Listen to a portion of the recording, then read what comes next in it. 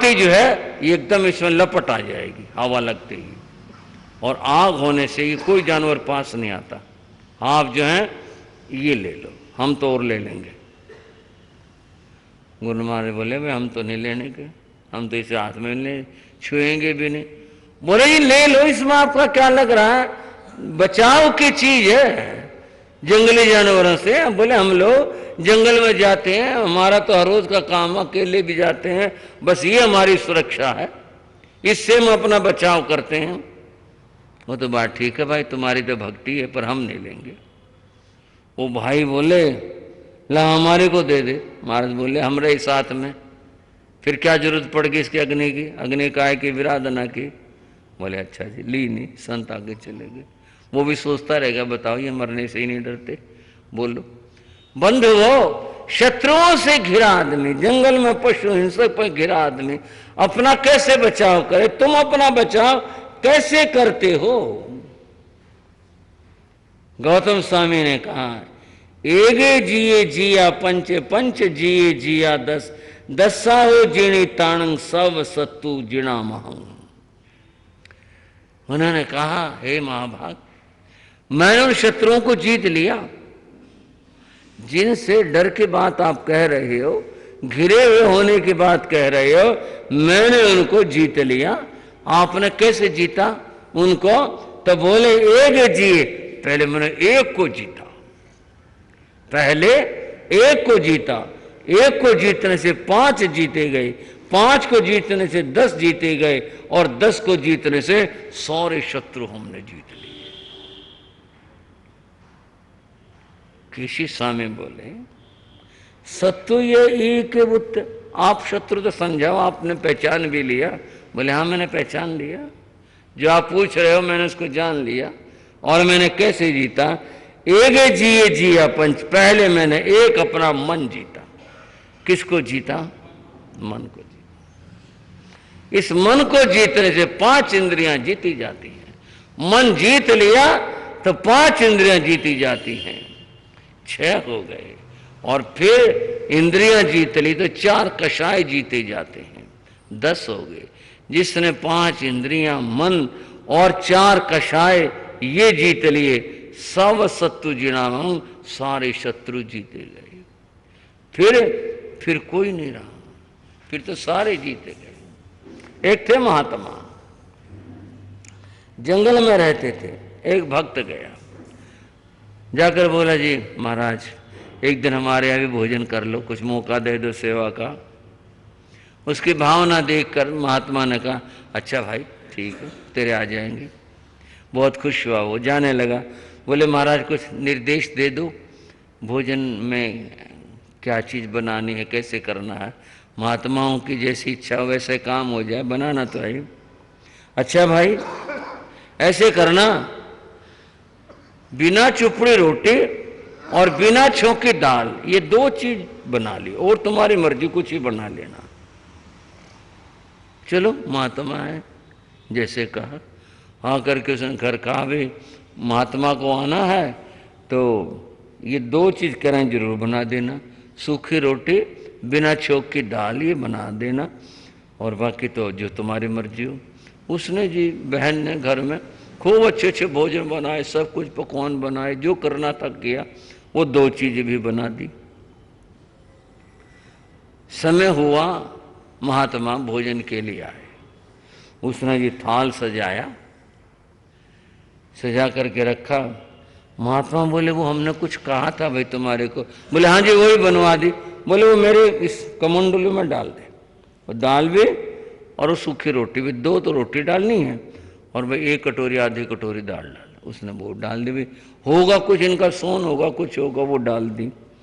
डालने के बाद थाल भी रखा था और वो कमंडलू। महात्मा ने कमंडलू आगे किया और वो दाल और वो रोटी और खाने शुरू कर दी। वो व्यक्ति देखता रहा तो ऐसा होगा इनका कुछ, ऐसा कुछ नियम होगा। वो खाते रहे। तो बोला जी कुछ इसको तो छुओ आप, थाल को, इसको तो देखो। बोले भाई देखो मेरे को तो यही चाहिए था, मेरे को यही चाहिए था। एक बात और भी हुई, और बात ये हुई कि महात्मा बोले अच्छा ये खीर की कटोरी इसके पास में रख दे मेरे। उसने कहा चलो कुछ तो खाई, वो कटोरी रख दी और महात्मा क्या बोला धीरे से, ओ बेईमान खा ले खीर। वो बोला ओ बेईमान खा ले खीर। एक बार तो गृहस्थ डर सा गया, क्या बात है, किसको क्या कह रहे हैं, और फिर बोले खा ले, बेइज्जती तो हो ही गई, खा ले। और वो अपने दाल और सूखी रोटी खाता रहा, खा ली और पेट भर गया। बोले जी महाराज ये ना करो कम से कम। बोले भाई मैं तेरे को कुछ नहीं कह रहा, इस मन को कह रहा था, मन कर रहा था खीर खाने को, ले वे मैंने रखवा दी, उठा कर खा ले, कैसे खाएगा। मन क्या कर सकता है, कुछ नहीं कर सकता बिना शरीर के इंद्रियों के सहयोग के। मैंने इनको काबू में रखा हुआ, मैंने नहीं हाथ लगाना, तू खा ले, तू कह रहा ना खानी थी खीर, खा ले खीर, क्या करेगा। एगे जिए जिया पंचे पंच जिए जिया दस दस आओ जीनी ताणंग सब सत्व जिणा मांग। इस मन को मैंने जीत लिया, कर ले, क्या करेगा तू, यहां बैठना पड़ेगा। और मन के जीतने से, मन के काबू में होने से 5 इंद्रियां कुछ नहीं कर सकती इसके जीतने से। और इंद्रियां काबू में होने से ये कषाय भाव ये काबू में हो जाते हैं, उसके बाद फिर कुछ नहीं हो सकता। अतः सब सत्व जिणा मांग, मैंने सारे शत्रुओं को जीत लिया है। इस तरह से जो तुमने पूछा कि भी तुम शत्रुओं से घिरे हुए हो और फिर तुम इन शत्रुओं से घिरे होने पर अपनी रक्षा सुरक्षा कैसे करते हो, मैं ऐसे करता हूं। अब ये वार्ता तो हुई, इस वार्ता के साथ में कुछ और बात हुई। और बात क्या हुई, साधना की। साधना किस तरह से क्यों कर करें बंधुओं, 3 चीज व्यक्ति के पास है, मन वचन और काया। अगर व्यक्ति इस मन को काबू में करता है तो बाकी सब चीजें काबू में हो जाती है। मन बड़ा विचित्र है। मन के बारे के अंदर कहा गया कि ये मन जो है, मन पापी मन कपटी, इसमें सारे दुर्गुण भरे हुए हैं। मन चंचल मन चोर, मन के मते न चालिए पलक पलक में और। ये तो अपने नाच करता ही रहता, कभी कुछ कभी कुछ। इसके कहने में मत चलो, जो ये कहे वो मत करो, तुम वह करो जो तुम्हारे ज्ञान के द्वारा निर्णीत हो, ये ठीक है, उससे कार्य करो। मन के जीतने से सब विकार शत्रु जीते जाते हैं। अतः साधक को चाहिए कि वो मन के अनुसार चले नहीं, करे वह जो भगवान ने बताया और फरमाया। इस सारा जो ये संवाद हुआ आज का, इसमें ये बात बताई गई, मन के बाद मन के अनुसार चलना नहीं है, बस इतनी बात है। इस बात पर भी उन्होंने ये कहा कि तुमने जो मन की बात बताई वो ठीक बात बताई।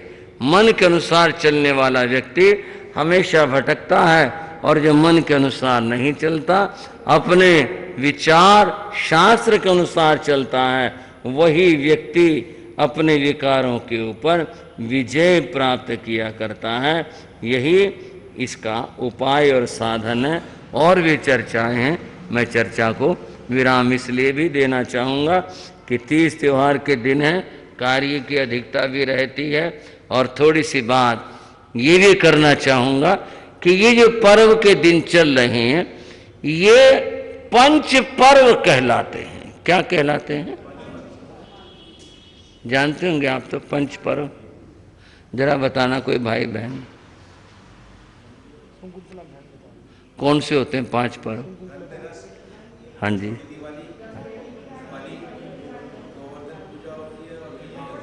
और गिनवाए हुए लोक में प्रसिद्ध तो यही है, ऐसा ही है। इसी तरह से मैं कुछ कहता हूं, धनतेरस का जो पहला रूप था, ये था धनवंतरी वैद्य से संबंध था इसका। धनवंतरी वैद्य हुआ, वो देवताओं का वैद्य था। अब भी जैसे जो व्यवस्था रही होगी, धनवंतरी धन्वंतरी पृथ्वी पर आए थे और अमृत लेकर के आए थे और सबको निरोग करने आए थे। तो जिसको धनतेरस कहते हैं, उसका पुरातन उसमें धन लक्ष्मी से संबंध नहीं है। लक्ष्मी से संबंध तो लोग दीपावली से तो जोड़ते हैं।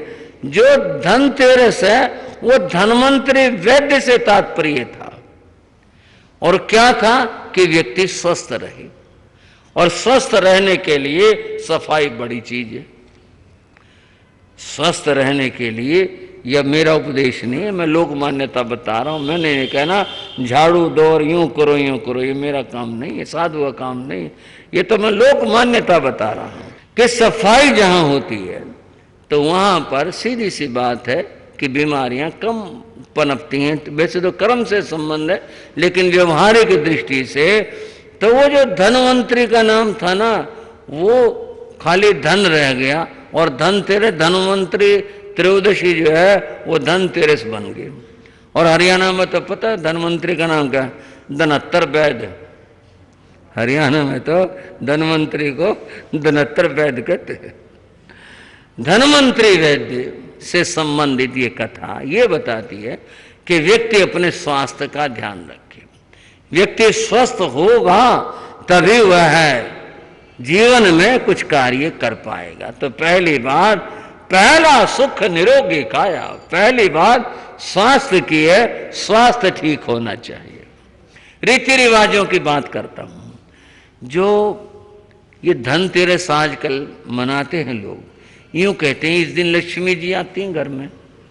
लोग कहते हैं, हम नहीं कह रहे, लोग कहते हैं। और साफ सफाई भी इसीलिए करते हैं, भाई लक्ष्मी जी आए तो उसको ठीक लगे, भाई हाँ भाई साफ सफाई है घर में, जिससे को रह सके बैठ सके, उसको ऐसा लगे। एक काम और करते हैं, और वो एक काम क्या करते हैं कि जो घर की नाली मोरी होती है, अब दिल्ली में क्या रिवाज है मुझे नहीं पता, हरियाणा में तो पक्का रिवाज है कि वहां उसके ऊपर दिया जलाते हैं। हाँ जी, ठीक है ना। इसलिए गांव में तो इसका नाम मोरी देवा भी है कि मोरे के ऊपर दिया जलाया जाता है। होता क्या है कि रात को किवाड़ बंद करके सो गए लक्ष्मी जी, बताओ देख करके चली जाएगी, किवाड़ खुले रख लें तो मुश्किल पड़ जाएगी, तो उन्होंने यहाँ से आ जाएगी। ये बड़ा खतरनाक काम है। ये जो मोरी से लक्ष्मी आने का मतलब है कि गलत तरीके से लक्ष्मी का आना। किसी ने पूछा भाई लड़के का काम बहुत अच्छा है जी, तनख्वाह इतनी है और बाकी ऊपर से तो बहुत कुछ हो जाता है। ये वो वाला मामला है। ये जो चोरी वाली लक्ष्मी है, ये मामला ठीक नहीं है। इससे तो दुनिया में बहुत गड़बड़ है। परंतु लोग दिया वहां जलाते हैं, इसलिए जलाते हैं लक्ष्मी जी यहाँ आ जाए। नहीं, लक्ष्मी को बुलाओ, लक्ष्मी को कहो आए। देखो सीधे दरवाजे से आए, चोरी के रास्ते नहीं आए, इधर उधर से नहीं आए। चोरी का धन ठीक नहीं होता, ये धर्म के विपरीत बात है। अतएव अगर इसको लक्ष्मी से जोड़ते हैं तो सीधी सीधी बात कि भी सीधे रास्ते, ईमानदारी के रास्ते से लक्ष्मी को बुलाओ, लक्ष्मी आए, उस रास्ते से नहीं। ये घड़ी बताने नहीं देते, मैं क्या करूं, मैं बताता बहुत कुछ दूं गुरु महाराज की कृपा से। ये सामने रहती है ना, बस ये कहते बस करो। आज है रूप चतुर्दशी, इसका नाम है रूप चतुर्दशी। रूप सौंदर्य, चतुर्दशी 14, वो 14 जिसमें रूप की साधना की जाती है। बंधु, जो ये रूप की बात है ये भी समझने की, एक शरीर का रूप है, एक स्वरूप है, अपनी आत्मा का रूप है।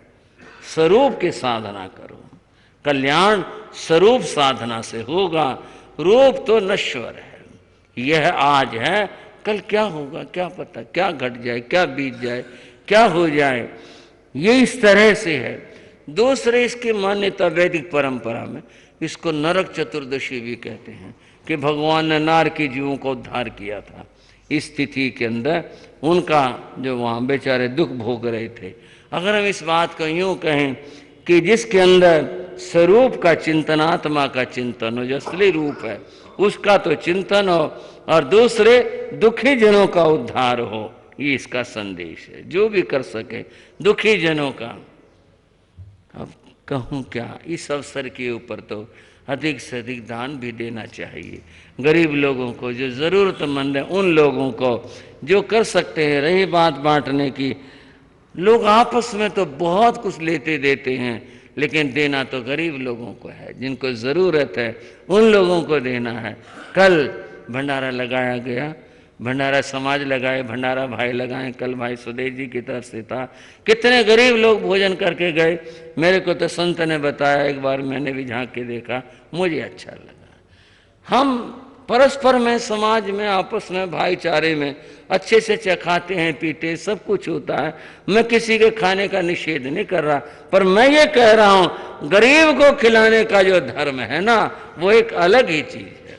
उन लोगों को खिलाना चाहिए जो वस्तुतः खाकर एक बार मन से दुआ भी दे कि भाई हाँ भाई आज हमने खाना खाया, आज हमारे इस तरह से था।